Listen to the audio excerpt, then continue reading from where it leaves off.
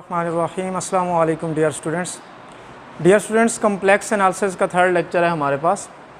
Previous 2 lectures में हमने tailors theorem को डिस्कस किया था और लॉरेंट्स एक्सपेंशन को डिस्कस किया था। आज हम चैप्टर 6 डिस्कस करने जा रहे हैं, जिसमें सबसे पहला टॉपिक है हमारे पास ज़ीरो ऑफ अ फंक्शन। तो बेसिकली हम ये देखेंगे कि what is zero of a function. तो इसकी डेफिनेशन को हम डिस्कस करते हैं।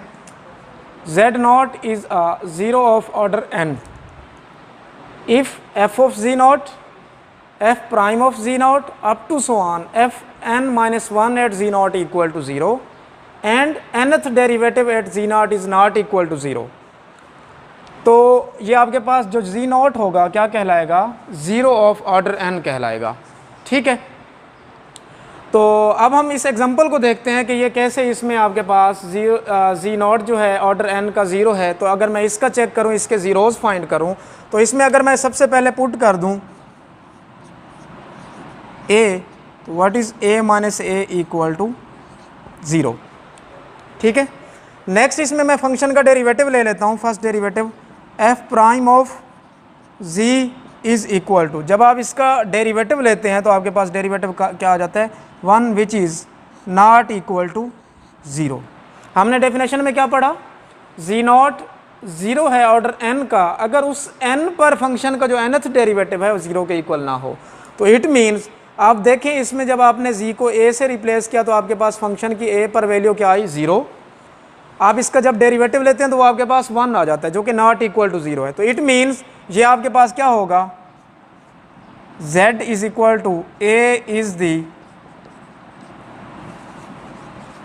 ज़ीरो ऑफ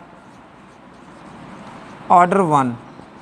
तो ये आपके पास ज़ीरो ऑफ ऑर्डर 1 होगा। ठीक है, नेक्स्ट सेकंड एग्जांपल की तरफ अगर हम जाएं, f of z is equal to 1 minus cos z at z is equal to 0 पर आपने इसका ऑर्डर चेक करना है, ज़ीरोज़ फाइंड करने हैं। तो आप सबसे पहले z को 0 से रिप्लेस करें, तो 1 माइनस कॉस 0, तो f ऑफ 0 आपके पास क्या आ जाएगा? कॉस 0 1 होते हैं, 1 माइनस 1 0, तो ये आपके पास 0 आ गया। ठीक है, आप फंक्शन का फर्स्ट डेरिवेटिव ले लें, f प्राइम एट z, 1 का डेरिवेटिव 0 माइनस कॉस z का डेरिवेटिव माइनस साइन z, तो इसका मतलब ये प्लस साइन z आ जाएगा। यहाँ पर भी आप z को 0 से जब रिप्लेस करते हैं तो ये आपके पास साइन 0 किसके इक्वल आ जाता है? 0 के इक्वल आ जाता है। ठीक है, आप इसी का सेकंड डेरिवेटिव लें, f second prime at z equal to, ये आपके पास आ जाता है साइन z का डेरिवेटिव होता है कॉस z। जब आप इसमें पुट करेंगे 0 तो आपके पास ये क्या बनता है? f prime double prime at 0 is equal to cos 0 which is equal to 1, जो कि नॉट इक्वल टू 0 है। तो ये हमने जब सेकंड डेरिवेटिव लिया आपके पास ये नॉन ज़ीरो आ रहा है ना, आपके पास 0 के इक्वल नहीं आ रहा। तो इट मीन्स ये आपके पास जो z इज इक्वल टू 0 है is the zero of order 2 होगा फिर। ठीक है, फिर से मैं थोड़ा सा रिवाइज कर देता हूँ। z0 is a zero of order n if nth derivative at this point z0 is not equal to 0। तो हम ये कहेंगे ये हमारे पास फंक्शन के क्या हैं? ज़ीरोज़ हैं। नेक्स्ट हम सिंगुलरिटीज़ की डेफिनेशन पढ़ते हैं। इन अदर वर्ड्स इसको हम सिंगुलर पॉइंट भी बोलते हैं। A point z is equal to a is called a singular point और a singularity of the function f of z। अब ये कब होगा? ये z is equal to a singular point कब कहलाएगा? If f of z cease to be analytic at z is equal to a। This is very important. If f of z cease to be, cease means के रुक जाना, कि अगर function आपका इस point पर एनालिटिक ना हो, इन अदर वर्ड्स हम ये कह सकते हैं। ठीक है, तो वो मेरे पास पॉइंट क्या कहलाएगा? सिंगुलर पॉइंट्स कहलाएगा। तो अब इसकी कुछ टाइप्स को हम डिस्कस करते हैं। लेट्स सपोज इसकी मैं एग्जांपल भी साथ दे देता हूँ। मेरे पास फंक्शन है 1 ओवर z। अब देखें मेरे पास इसका जो सिंगुलर पॉइंट है ना, z इज इक्वल टू 0 है। क्यों? क्योंकि जब आप इसमें z is equal to 0 put करते हैं तो ये आपके पास अनडिफाइन हो जाता है, तो इस पर फंक्शन एनालिटिक नहीं होता। तो here z is equal to 0 is the singular point, या फिर इसको हम सिंगुलरिटीज़ भी बोलते हैं। इसकी टाइप्स की अगर हम बात करें तो आइसोलेटेड सिंगुलरिटी क्या होती है? A point z is equal to a is said to be an isolated singularity of the function f of z if f of z is analytic at each point in the neighborhood of z is equal to a except at z is equal to a। तो very simple है, इसमें आपके पास कोई भी function है वो एक point z is equal to जो a है उसकी नेबरहुड पर, पूरी की पूरी नेबरहुड पर वो एनालिटिक हो, लेकिन उस पॉइंट पर एनालिटिक ना हो, तो उसको, उस पॉइंट को हम क्या कहेंगे, वो हमारे पास क्या है, आइसोलेटेड सिंगुलैरिटी है। ये इसके एग्जांपल मैं आपको ये देता हूँ, ये मेरे पास कोई भी डोमेन है, इसमें हमने ये पॉइंट ले लिया z is equal to a। अब जो फंक्शन है इस point z is equal to a पर एनालिटिक ना हो, लेकिन इसकी नेबरहुड पर, इसके आसपास कोई भी आप पॉइंट लें उस पर फंक्शन क्या होना चाहिए, एनालिटिक होना चाहिए, तो उसको हम क्या बोलेंगे, आइसोलेटेड सिंगुलैरिटी की हम उसकी बात करते हैं। अब इसकी अगर हम एग्जांपल की बात करें, एग्जांपल में हमें फंक्शन क्या दिया हुआ है, f of z is equal to 1 over z minus 1, ठीक है। अब इसकी अगर मैं बात करूं तो ये मेरे पास z is equal to 1 is the isolated singularity है इसके केस में। क्यों, ये जो फंक्शन है z इज इक्वल टू 1 पर एनालिटिक नहीं है, लेकिन इसकी नेबरहुड पर आप जितने भी पॉइंट्स लेंगे उस पर आपका फंक्शन क्या होगा, एनालिटिक होगा। अब जो सेकंड एग्जांपल इसमें दी हुई है, f of z is equal to 1 over sine pi over z। अब ये जो फंक्शन है आपके पास, ये इनफाइनाइट मैनी पॉइंट्स पर एनालिटिक है, ठीक है, सॉरी, इनफाइनाइट मैनी पॉइंट्स पर एनालिटिक नहीं है। जैसे कि यहाँ पे अगर मैं पॉइंट्स की बात करूँ, z is equal to 1 and z is equal to -1 on real numbers on real axis, तो ये जो दोनों पॉइंट्स हैं, ये दो पॉइंट्स और इसके बिटवीन इनफाइनाइट मैनी पॉइंट्स होते हैं जिस पर ये जो फंक्शन है एनालिटिक नहीं है। तो ये z is equal to 1 and z is equal to -1, या इन अदर वर्ड्स आप कह लें z is equal to 1 over k where k is equal to +-1 +-2 and up to so on. तो ये आपके पास इनफाइनाइट मैनी ऐसे पॉइंट्स हैं जिस पर फंक्शन आपका एनालिटिक नहीं है, लेकिन आप इसकी डोमेन में, इसकी नेबरहुड में कोई भी पॉइंट लेते हैं तो उस पर फंक्शन एनालिटिक होगा, ठीक है। नेक्स्ट, आइसोलेटेड सिंगुलैरिटीज़ की फिर फर्दर टाइप्स हैं। सबसे पहली जो टाइप्स है, रिमूवेबल सिंगुलैरिटी, पोल, इसेंशियल आइसोलेटेड सिंगुलैरिटी। ये जो तीनों प्रॉपर्टीज़ हैं, ये जो तीनों टाइप्स हैं आइसोलेटेड सिंगुलैरिटी की, काफ़ी इंपॉर्टेंट टाइप्स हैं ये, ठीक है। तो इन टाइप्स को डिस्कस करने से पहले हमें लॉरेंट्ज़ एक्सपेंशन को थोड़ा सा डिस्कस करते हैं। तो लॉरेंट्ज़ एक्सपेंशन क्या होती है,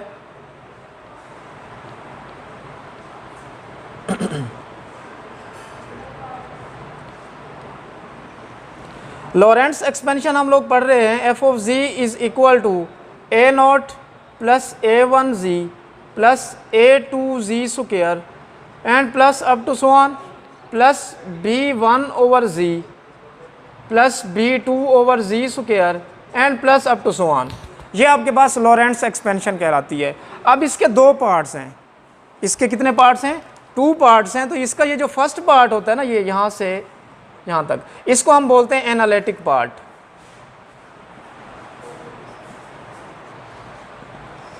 a0 plus a1z plus a2z square, this is the analytic part of this function.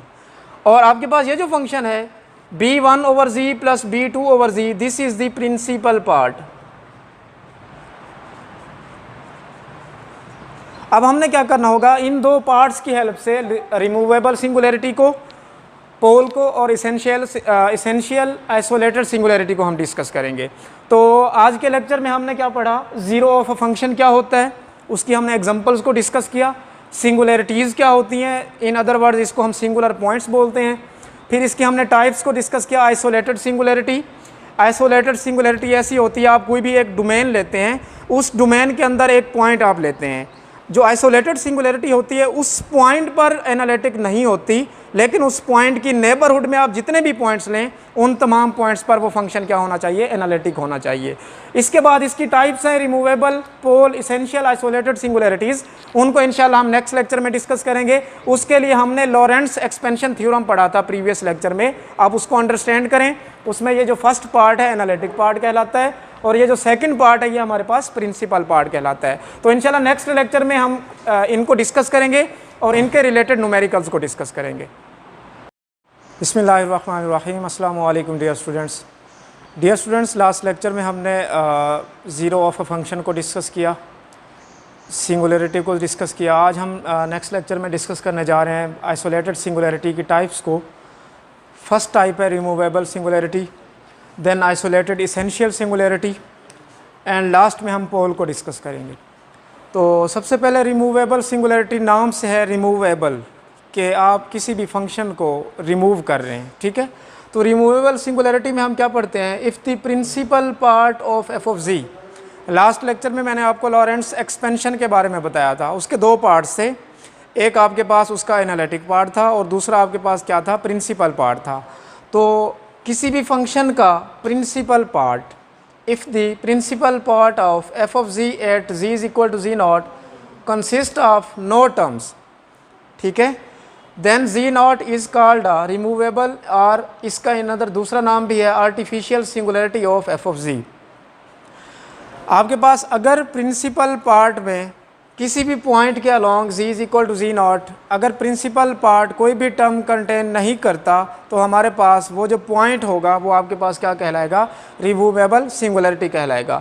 अब जैसे आपके पास दिया हुआ f of z is equal to sine z over z, तो ये बेसिकली इक्वल होता है 1 ओवर जी को आप बाहर रख दें, तो साइन जी आपके पास इक्वल आ जाता है जी माइनस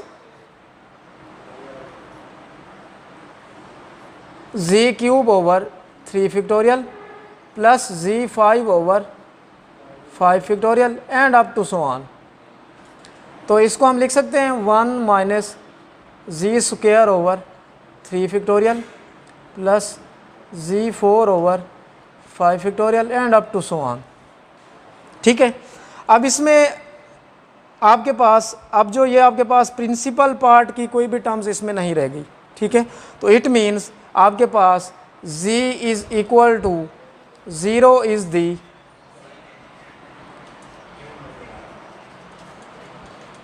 रिमूवेबल सिंगुलरिटी है, ठीक है। इसका एक और भी है वे, आप इसको यूं भी चेक कर सकते हैं, अगर मैं लिमिट लूं, limit z approaches to 0 f of z is equal to आपके पास कोई फाइनाइट नंबर आ जाता है, ठीक है। अगर limit z approaches to 0 f of z पर जो फंक्शन की वैल्यू आपके पास आती है वो फाइनाइट आती है, तो हम ये कहेंगे कि ये जो z इज इक्वल टू 0 है, हमारे पास क्या है, रिमूवेबल सिंगुलरिटी है, ठीक। नेक्स्ट इसकी सेकंड एग्जांपल अगर हम देखें, f of z is equal to 1 minus cos z over z square, ठीक है।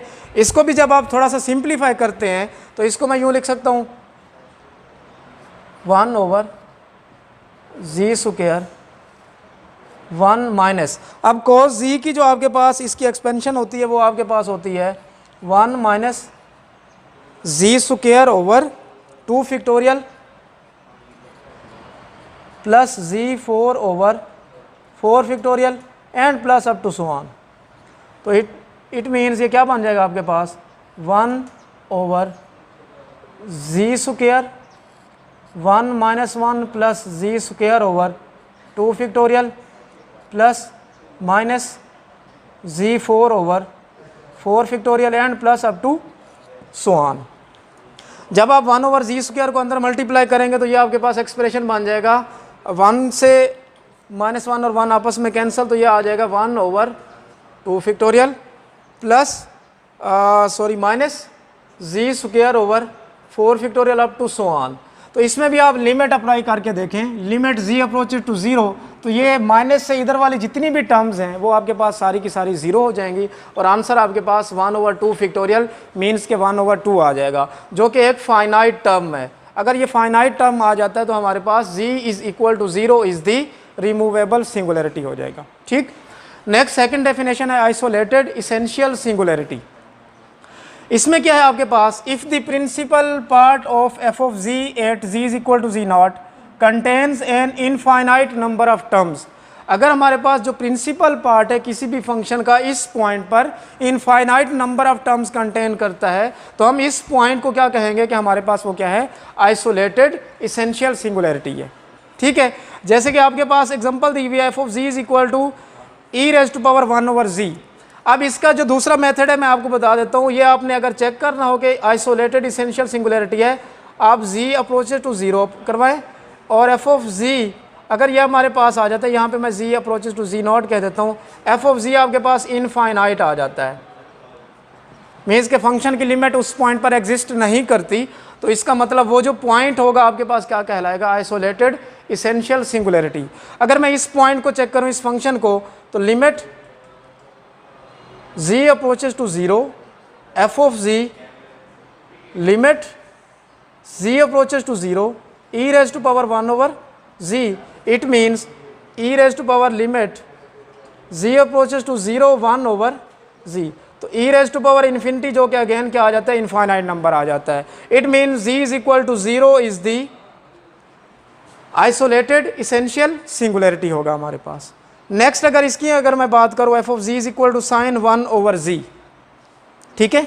तो इसके केस में भी आप अगर जी को 0 पुट कर दें, ठीक है, जब आप जी को 0 पुट करते हैं तो लिमिट अप्लाई करते हैं, तो यहाँ पर भी जी इज इक्वल टू जो 0 है इसकी क्या है, इसेंशियल सिंगुलरिटी है। या इन अदर वर्ड्स हम इसमें इसको आप ओपन करके भी दे सकते हैं, तो ये आपके पास बन जाएगा 1 over z 1 over 3 factorial z cube plus 1 over 5 factorial z 5 plus up to so on. इसमें जब आप लिमिट अप्लाई करते हैं तो समथिंग ओवर 0 अनडिफाइंड, तो इसमें जितने भी नंबर्स हैं ये सारे के सारे क्या हो जाएंगे, आपके पास एक इनफाइनाइट नंबर आ जाता है। तो it means z is equal to 0 is the isolated essential singularity आपके पास कहलाएगा, ठीक है। नेक्स्ट हमारे पास लास्ट में है पोल। तो सबसे पहले पोल को हम डिफाइन कर लेते हैं कि पोल होता क्या है। If the principal part of the function f of z at z is equal to z not consist of a finite number of terms से एम, अगर आपके पास फंक्शन इस पॉइंट पर finite number of terms contain करता है, जो principal part है वो किसी भी पॉइंट के along finite number of terms को कंटेन करता है, तो हम उसको क्या कहेंगे, तो तब हम ये कहेंगे कि वो जो फंक्शन एफ ऑफ जी है has a pole of order m. तो उस फंक्शन का जो पोल होगा क्या होगा, एम ऑर्डर का पोल होगा वो, ठीक है। अब जैसे मेरे पास ये लॉरेंट्स एक्सपेंशन लिखी हुई है, f of z is equal to b 1 over z minus z not plus b 2 over z minus z not plus up to so on b m over z minus z not raise to power m and up to so on. तो this is the principal part, ये हमारे पास principal part है। इसमें अगर आप देखें जो denominator में जो फंक्शन है उसकी हाईएस्ट पावर एम है, तो this is the pole z is equal to z naught is the pole of order m, हम इसको कह सकते हैं, ठीक है। तो अब हम ये इन एग्जांपल्स की अगर बात करें, f of z is equal to 1 over z minus 3, तो इसमें अगर आप चेक करें जी माइनस 3 की पावर क्या है 1, तो इसको आप कह सकते हैं here z is equal to 3 is the pole of order 1। तो ये आपके पास जी इज इक्वल टू 3 क्या है, 1 ऑर्डर का पोल है। तो जब 1 ऑर्डर की पोल की अगर आप बात करें तो उसको हम इन अदर वर्ड सिंपल पोल भी बोलते हैं, सिंपल पोल। सेकेंड एग्जांपल देखें, आपके पास दिया हुआ f of z is equal to sine hyperbolic z over z raise to power 7। तो इसके लिए भी आप सबसे पहले इसकी सीरीज को ओपन कर लें, तो ये आपके पास क्या बन जाएगा 1 over z raise to power 7 into sine hyperbolic z equal होता है z plus z cube over 3 factorial plus z 5 over 5 factorial plus z 7 over 7 factorial plus up to so on. तो इट मीन्स, तो ये आपके पास क्या बन जाएगा, तो ये आपके पास बन जाएगा 1 over z raise to power 6 plus 1 over z raise to power 4 into 3 factorial plus up to so on. तो इसमें अगर आप देखें, हम जब पोल की बात करते हैं तो आप जी माइनस जी नॉट की पावर मैक्सिमम चेक करते हैं। यहाँ पर अगर आप नोट करें जी रेज टू पावर क्या है 6 है, तो 6 इज द मैक्सिमम पावर। तो इट मीन्स यहाँ पर आप कह सकते हैं z is equal to 0 is the pole of order 6। तो ये आपके पास पोल है ऑर्डर 6 का, किस पॉइंट पर जी इज इक्वल टू 0 पर। नेक्स्ट हमारे पास है f of z is equal to 2 over z plus 4 over z square plus 1 over z cube. अगर इसमें अगर आप बात करें तो मैक्सिमम पावर कहाँ पर है, 4 है। तो इट मीन्स ये आपके पास क्या कहलाएगा, z is equal to 0 is the pole of order 4। आप इसमें कह सकते हैं z is equal to 0 is the pole of order 4। तो ये इसी तरह ये आपके पास पोल कंप्लीट हो गया। इसी तरह जैसे हमने इनके शॉर्टकट्स देखे, हम इस तरह चेक कर सकते हैं कि limit z approaches to 0 f of z, अगर आपके पास फाइनाइट नंबर आता है तो हम कहते हैं कि z जो 0 है हमारे पास रिमूवेबल सिंगुलरिटी है। सिमिलरली इसमें हमने ये चेक किया कि अगर हम limit z approaches to z naught करते हैं और फंक्शन की वैल्यू इनफाइनाइट आ जाती है, तो हमारे पास ये जो पॉइंट होता है आपके पास आइसोलेटेड इसेंशियल सिंगुलरिटी कहलाता है।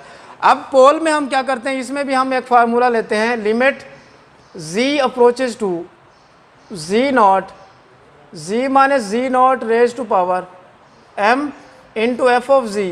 अगर ये भी आपके पास क्या आ जाता है, फाइनाइट नंबर आ जाता है, तो आप क्या कहते हैं, z is equal to z naught जो है आपके पास इसके केस में पोल ऑफ ऑर्डर m होगा। ठीक है, तो यहाँ पे आप कह सकते हैं z is equal to z naught is the pole of